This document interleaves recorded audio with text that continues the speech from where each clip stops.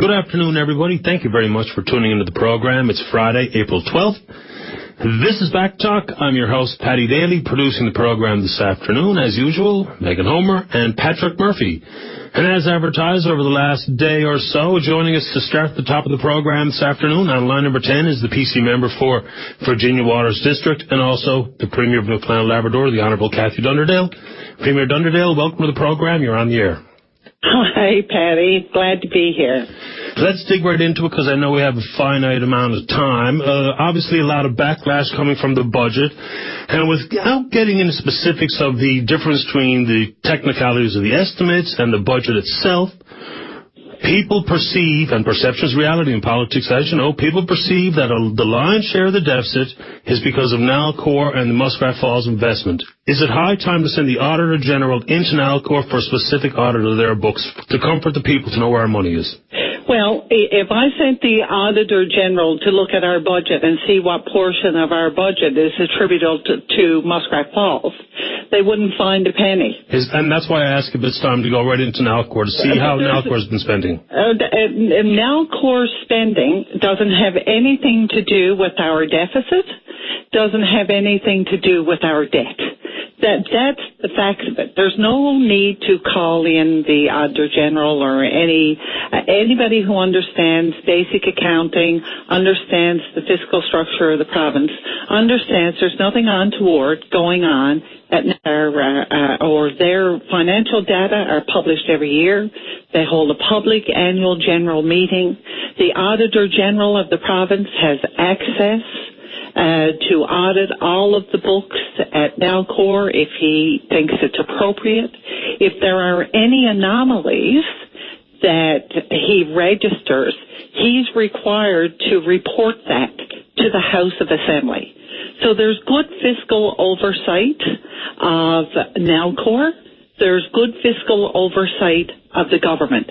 And what we're talking about here in our approximately $8 billion budget that we're bringing down for the current year, not one penny of it has to do with Muskrat Falls. They're two completely separate discussions, which I'm always happy to have with the people. But you can't blend the two because one doesn't have anything to do with the other. There will come a day when Muskrat Falls is going to be very important to the budget of the people. That's when Nalcor will start to transfer the earnings from Muskrat to the provincial government to pay for some of the services and programs that we have. And now you talk about the technical differences, and if anybody understands Accounting 101, and I do, and I understand the estimates process, how it's compared to the budget itself, when those questions are asked, and people have, real serious concerns, some of it based on their own perception, some of it based on cynicism surrounding government, not only yours, but governments of the past as well, when the answers are offered, do you think that sometimes you may be talking down at people, that you have to repeat yourself when these are questions that they need answered for their own comfort, knowing that they're paying taxes, there's a lot of wants and needs in this province, and they feel like sometimes that approach is leaving them wanting more as opposed to just straight dope answers? Well, I don't know how to put it any plainer. This project, particularly in terms of Muskrat Falls, and even before that, to the establishment of Nalcor. We brought that into the House of Assembly. We suspended all the rules of the House of Assembly to allow for a free and open debate, to allow members of the opposition to get on their feet as often as they wanted to. And we had a long, well-informed debate. We shared every piece of information that was available to us. I can remember going with opposition members back to the Speaker's office when they had concern, bringing in legal minds to explain nuances and so on. So right from the beginning, we were very open about Nalcor and why Nalcor was being set up. Now remember, too, Paddy, that Nalcor belongs to the people of Holder in Nalcor. That's the people of Newfoundland and Labrador. So every 5 cents that Nalcor earns belongs to the people of the province. Which is why I suggest that when the AG could go in with a Nalcor-specific audit, that would be a comfort to people, because there is an enormous amount of cynicism. Let's move on, because we don't want to be raised. Just let me say this before you move on, Paddy. Okay. The AG can go into Nalcor any day he wants. If he has any concern at all about what's happening in Nalcor, he can go into Nalcor. He doesn't need our permission to do that. The cash on hand has been an interesting conversation over the last months or so. Yes. We are approaching some big capital investments with Hebron Equity, Muskrat Falls itself, and then with all that money in the bank, how do we justify the layoffs of all the jobs that have been lost because of this budget, or was the hiring of those folks in the first place a mistake? Oh, it wasn't a mistake. Let's talk about why we did a core mandate analysis, okay? And Paddy, we started talking about that before the budget last year. And we've talked about it on your show, on the morning show, on the Nightline. We've talked about it in the House of Assembly. We've given interviews. We've given scrums. You know, but unless it has a particular impact on people, sometimes they don't always pay a whole lot of attention to what you're saying. That's one of the challenges of being in government, getting your message out. But, you know, last year when we established the new Department of Advanced Education and Skills, we decided to do a review of all of the programs that were delivered, specifically around our labor market demand and where the opportunities were going to be for Newfoundlanders and Labradorians to take advantage of all the jobs that are being created here in the province. And while we were looking at that and facing the challenges of last year's budget, we noticed a trend. And from that, we said, well, we better look at all of our programming right across government, because some of these things we've been doing the same way for 20 years or 25 years. You know, the workplace has changed, technology has changed. Maybe we need to be doing things in a different way so that we can more effectively meet the needs of the people of the province. And so we undertook that exercise. It's been ongoing for over a year. And we told everyone that it would culminate in this year's budget. So you think technology is allowed for job losses and it won't affect programs and services? Because a lot of people have a hard time doing the math on that particular one. Well, if there are people losing jobs and the programs won't be jeopardized, then it has to be one or the other. We had too many people in public service, it was a mistake hiring them, or programs will be jeopardized. Well, let me give you two. I have to be able to demonstrate what it is I'm talking about. Yeah, adult basic education. That's a subject that people have been really, really interested in, and there's been a lot of public discussion about. In PEI, the program is delivered for $1,200 a student a year, or $2,100 in PEI, $1,200 in New Brunswick, and $2,375 in Nova Scotia per person per year. In Newfoundland and Labrador, we're delivering our program at $6,550 a year. Now, we deliver it three ways: through the College of North Atlantic, through private colleges, and not-for-profit. So what's the cost of CNA compared to one of the, just pick out a private sector delivery organization, any of them, and that tuition cost compared to CNA? Well, I can't give you a specific on the private, but what I'm going to do is give you the specific on CNA, and then you compare it to the average of the three, and you will see how much cheaper the private and the not-for-profit must be, because the average goes down so much. At the College of the North Atlantic, it costs us $9,400 a year per student to do ABE. Right. Where if we take an average of all three, it's $6,550. The average of all three is still, we're still $4,000 a year higher than the most expensive in the rest of Atlantic Canada. But if we compare the College of the North Atlantic, we're through the roof. We're paying $7,000 more per person per year in the College of the North Atlantic to deliver that program. So that tells us, plus we only have a 30% success rate, plus, you know, we have less than 50% take-up in some of the classes. In some class, we've got one-on-one instruction. On top of that, we only have 30% success rate. So we really have to say to ourselves, is this the most effective way for us to be spending the money of the people of the province? Is there a better way that we can deliver this program that's more effective for the people who are receiving it as well? I guess the effective will come in whether or not the access piece of this is solved, because many are worried that if the cost can be absorbed by LDMA, income support through EI, whatever the case may be, that's fine and dandy. But if you can't get it in your own region, then it becomes a moot point. So what about access? Does that mean you can revisit if we can't get it in all the areas CNA serves? Does that mean the government is open to revisiting the cut?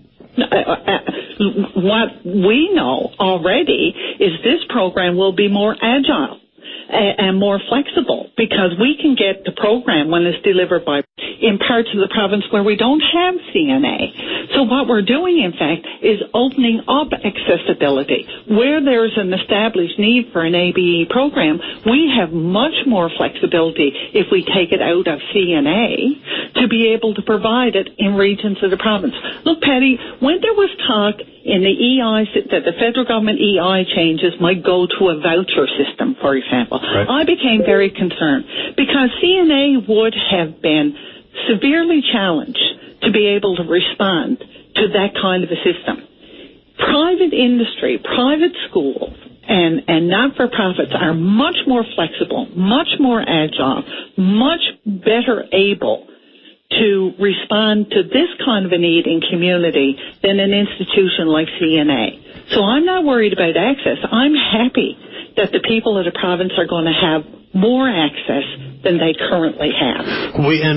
That's one of those things where we'll have to see how it plays out based on the request for proposals. So unfortunately, there's no way to gauge whether or not it'll be successful right this very moment. Let's move on to another issue. But there's something wrong, Paddy.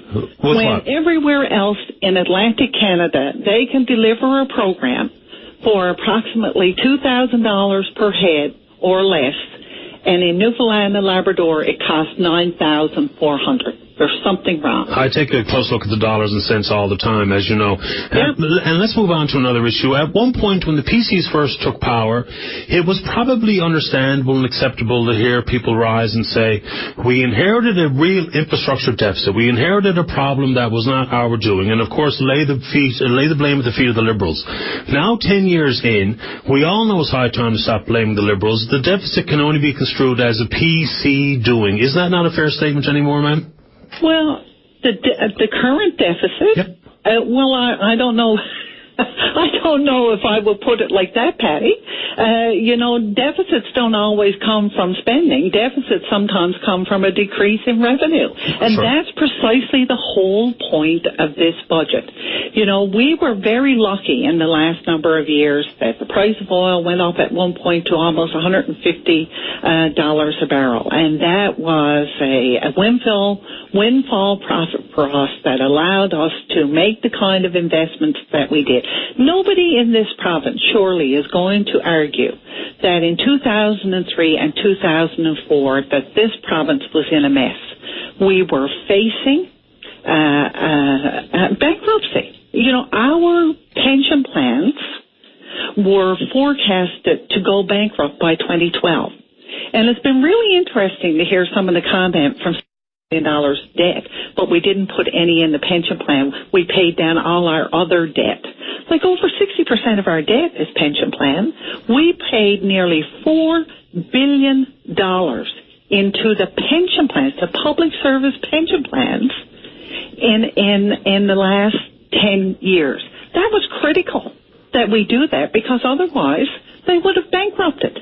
And they're not in the best of shape today because of the volatility in the markets and so on. And which is one of the reasons why we need to talk about pensions with public service unions, because we have to sustain these so they're there for them when they retire and they need the benefits. But that's over 60% of the debt. When we talk about our $8 billion debt, well, the majority of that belongs to the pension funds. And in terms of our spending now, it was critical that we rebuild schools, that we fix schools, that we fix up our roads. It was critical that we give our public service pay increase in the last round of a negotiation. Right. So it's $500 million a year on our bottom line. Now, people can call that reckless spending. I think it was a sensible thing to do. That's fair enough, and the spending and the catch-up, well, I think everyone will grant that, because that's the reality of life. But once you catch up, though, now you got to ramp back. Now you're caught up. Now you have to move back. That's what we're doing. But you also, a few years ago, forecasted this potential deficit position, and then, many people will look at, I understand the volatility of the commodities. I understand the global impact. But if you forecast $124 a barrel, and you even outspend that, and it comes up short on the oil forecasted price, then we have a spending issue. When you talk about the pension liability, revenue are one-time, all the natural resources royalties, all that revenue is one-time windfall money, to use your words. So to end up in an unfunded pension liability opportunity that we all face for revenue, no one wants to pay more tax, but I think everybody wants to see the corporate tax rate increase, knowing that the natural resources multinationals are here, and they will not run away because we tax them a little higher than we do now. How come we haven't addressed that to help top off the revenue, to stave off some of the other cuts that could indeed put people in a tough spot? When companies invest in Newfoundland and Labrador, especially oil companies, we negotiate benefits agreements with them. Mm-hmm. And the benefits agreements that have been negotiated under this government are some of the best in the world, because we have informed ourselves. Now, people, need to be careful about a little information is a dangerous thing. The leader of the NDP, Lorraine Michael, in the House just before Easter, talking about tax regimes on big industrial companies and big oil companies, and using numbers like 60%, 70% rates of taxation compared to our lower rate. That's only one piece of information. For example, the piece that she was talking about in Norway, and the amount of taxes that the Norwegian government charges on developed oil is extremely high. It's up in those numbers. But the agreement that the government of Norway has with its oil companies is that it funds almost 100% of their exploration.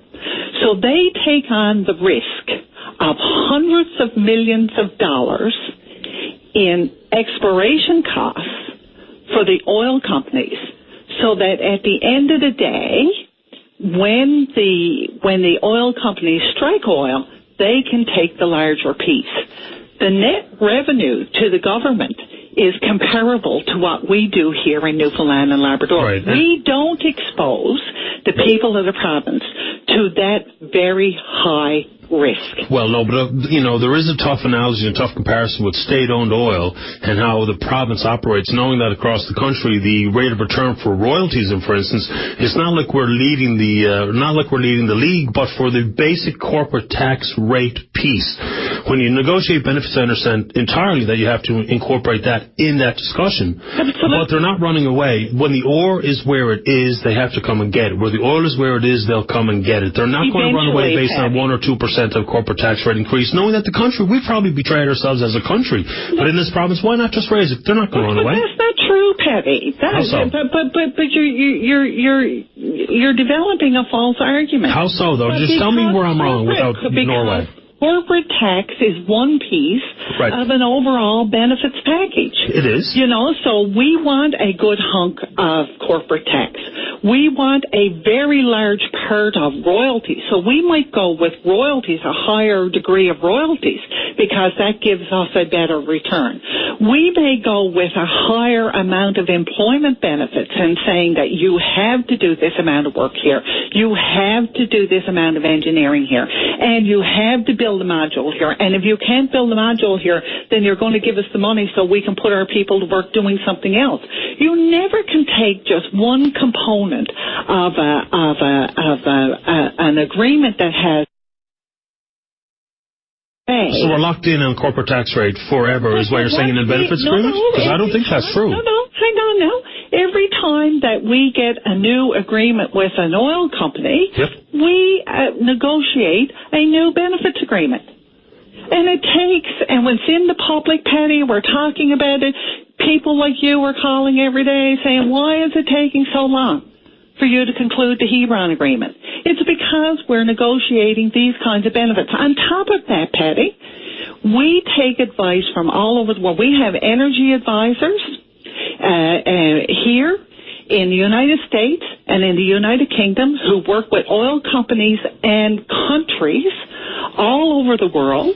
We look at every regime, every royalty regime, every corporate tax regime, every way there's under the sun to extract value from agreements for your people. We look at them all with these, informed by this expertise, and we come up with our arrangements. Our arrangements in Newfoundland and Labrador will stand up against any company, any country, anywhere in the world. I've seen them, and I've read virtually every benefits agreement, and I do know that the corporate tax rate is not a locked-in feature forevermore. Let's move on to the budget itself, and the Justice Department decided to go back and form an independent committee to review and look at the impact that the cuts may have. Yep. Knowing that the backlash has been so intense, and you don't need to, I'm not going to ask you are you reactive or proactive. That's a throwaway question. Is it high time, knowing what we know now, and knowing what the deficit and the loss of jobs is, and the potential for program effects? Can we not have a full review of the similar committee struck like Justice and go through all the major departments and just do it? And why wouldn't we? But why wouldn't we? It took one day for Justice. Because it's not necessary, Paddy. I just told you we've been over a year working on this piece.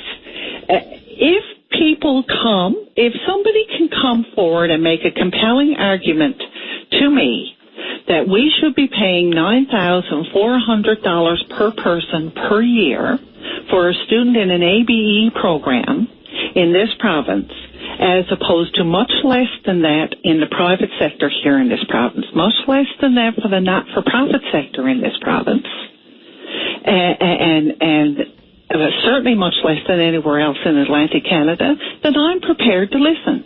But you're going to have to come with a compelling argument. You're going to have to tell me something that I don't already know, to get me to sit down and talk. Just for example, here's another example. But Minister King thought he knew everything, though, Premier Dunderdale. He thought he knew everything, and then when pushed, compelling arguments coming from those who are in the business. But compelling arguments came, and when they came, he sat down with them. I'm saying to people in the ABE program, if you can provide a compelling argument to me, I'm prepared to sit down. But nobody's made one yet, Paddy. Well, then... But just think about old ways of doing things now. We've got a Whitburn Youth Centre, for example. Let's move away from the ABE for a second. Fine. We've got the Whitburn Youth Centre. For the last 5 years, the average of young people up there per day has been 16. Last year it was 9, and that's about what our average is this year, 9 a day. We have over 100 people in Whitburn looking after 9 youth. So are people saying to me, doesn't matter, keep all 100 of them employed? We still have 60 people in Whitburn today looking after 9 youth.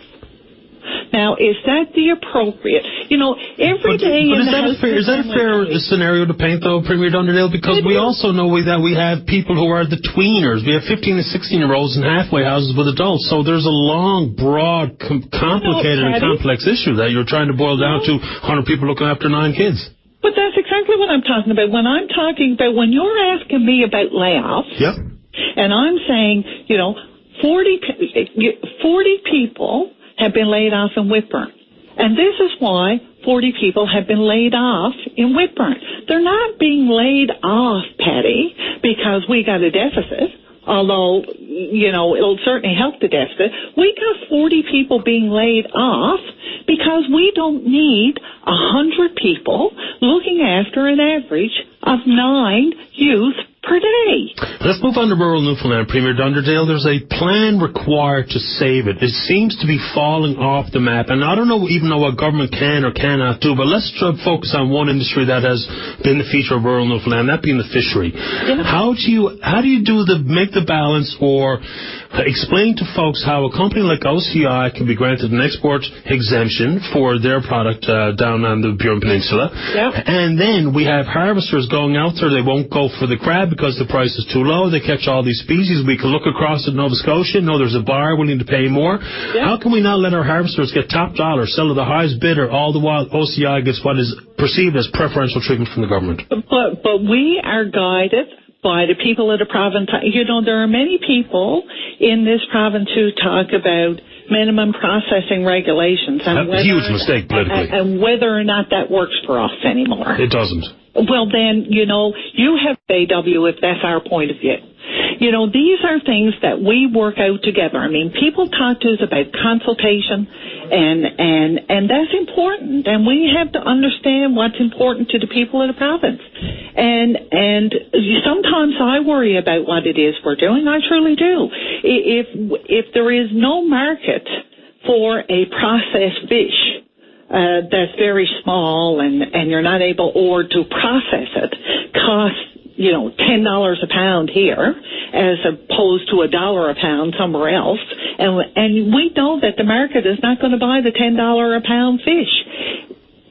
There's one argument to be made to say, leave it in the water. But leaving it in the water is to no effect if it's not going to grow any bigger than it is. Leaving it in the water is to no effect if you're going to lose your quota. Of course, but and these are also reassigned to somebody else. But this is the debate that we need to engage in as a people. But let's talk about it a little further, though, Premier Dunderdale. That's yellowtail and redfish, which are really low-value items in particular. But say we talk about crab and lobster and some of the pelagics where you can get top dollar, we still restrict folks from where they can sell, knowing full well that we have made a huge mistake with the minimum processing requirements. But back up a second. Okay. I'm talking about yellowtail and redfish and so on because that's where OCI has its exemptions and other companies has its exemptions because there's nowhere else for them to go.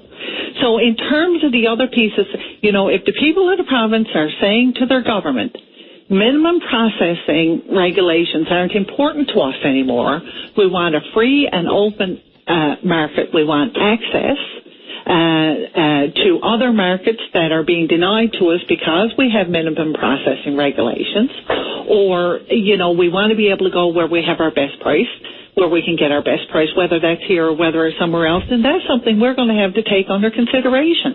What I am telling you, what I'm hearing from the people of the province, and particularly from the FFAW, that minimum processing regulations are still extremely important to them, and they're not prepared to forego them. And we have to continue the debate. I won't ask you to respond to this, but that's a union serving two masters, which is... It's absolutely unmanageable anyway. Let's move on to another issue so far as a new line item in the budget this year, and that's increasing the amount of money offered to folks who consider resettlement. Yes. Is it in government's best interest for some of the smaller communities to do exactly that? I know municipal affairs will never shove it down anyone's throat, but given the fact you've upped the ante to $270,000, is it in the government's best interest to start to resettle some of these communities, given their appetite to have a vote on it? No, you know, that we're not moving away from our position, Paddy, of allowing that decision to remain within communities. People have a right to leave their community. And, you know, we've moved away from having unanimous support, you know, but the majority of people have to support it. There are several communities around the province that have that under consideration now, but they're being held back by the fact that the amount of money that the government offered up to this point was so low that, you know, they were taking, you know, there was very little value that they can take from their community with them to the new community. I mean, you got to leave your home where it is. But you should be able to buy a comparable home. You should be as comfortable in your new community as you were in your old. And the amount of money that we were offering, you know, it was appropriate when it was established. But, you know, given the prosperity in Newfoundland and Labrador, given what's happening in every part of our province, including the rural part of the province, Paddy, you know, I'm from the Burin Peninsula, and I still spend a lot of time there.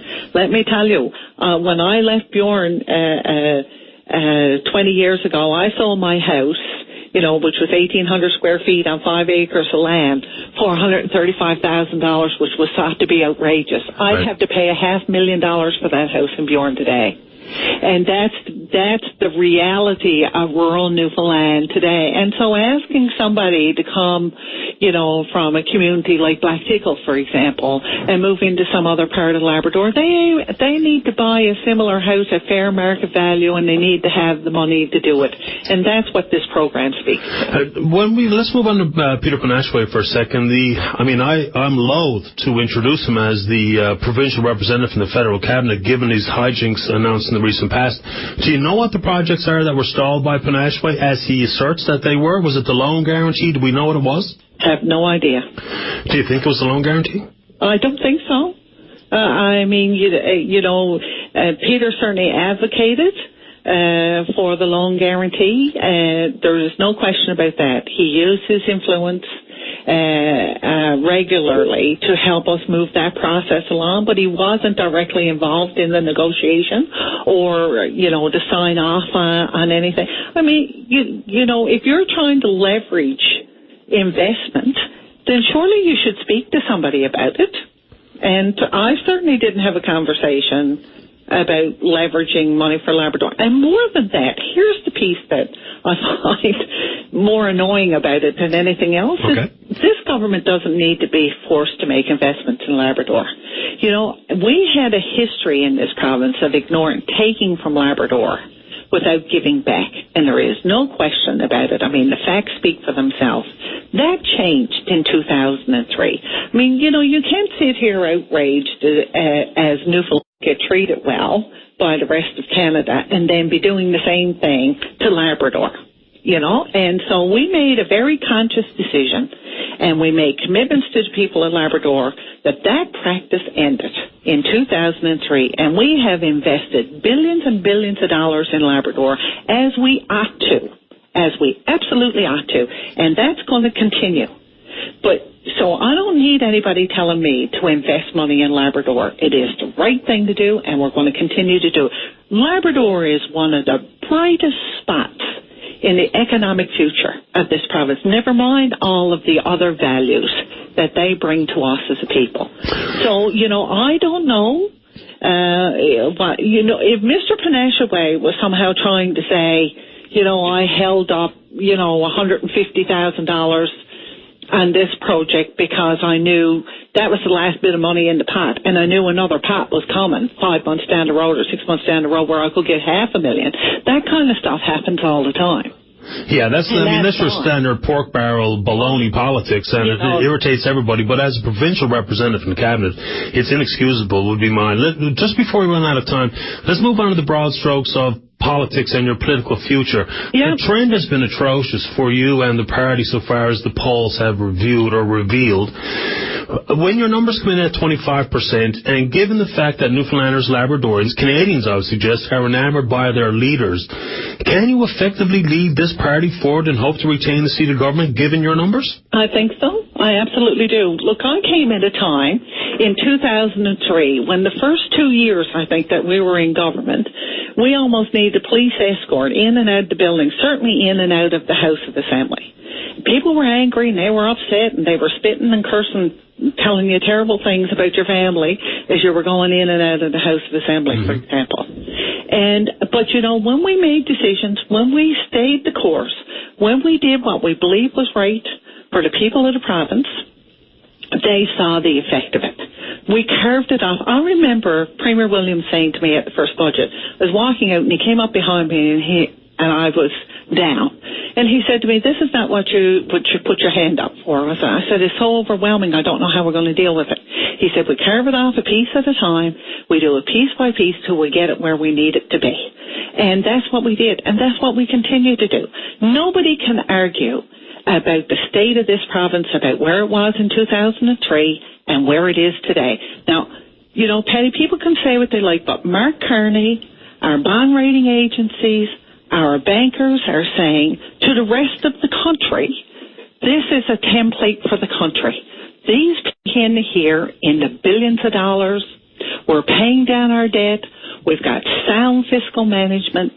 In terms of the layoffs, that's the downside of this budget, and people are hurting going out the door. And listen, we understand that. We're not, as I said yesterday, we're not in a bubble separated from all of this.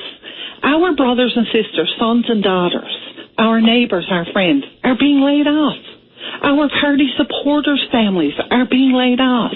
We feel the impact of it. We're spending millions of dollars in severance, in counselling, in transition services to get those people into other work. And that's where the savings come up so small compared to what was once forecast of $1.6 billion deficit down to $600+ million. That's where some people can't do the math on the layoffs and really what the benefit was to the overall budget and the deficit position. But here, Paddy, we still got a $500 million deficit. Oh, I get it. I hear you. I see it. We got a $500 million deficit. Now, Paddy, what about every day? We're going back into the House of Assembly Monday. And as soon as we get in the House of Assembly, Lorraine Michael is going to be on her feet in QP, and she's going to be asking for universal daycare, Paddy. She's going to be asking for new schools.